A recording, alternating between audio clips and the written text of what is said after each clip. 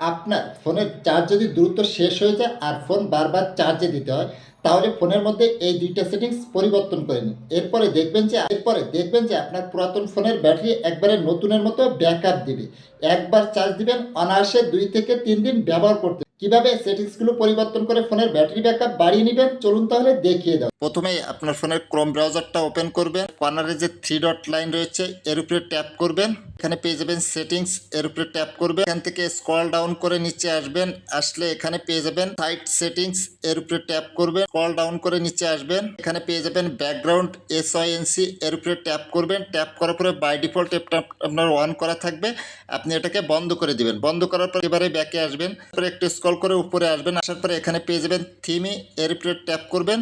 Tap করার পরে এখানে আপনার বাই ডিফল্ট লাইট অথবা ডার্ক থাকতে পারে, আপনি এখান থেকে ডিফল্ট সিস্টেম ডিফল্ট এটাকে সিলেক্ট করে দিবেন। সিলেক্ট করে দিলে এখন থেকে দেখবেন যে আপনার ফোনের চার্জ আর দ্রুত শেষ হবে না। একবার চার্জ দিবেন অনায়াসে ২ থেকে ৩ দিন ব্যবহার করতে পারবেন।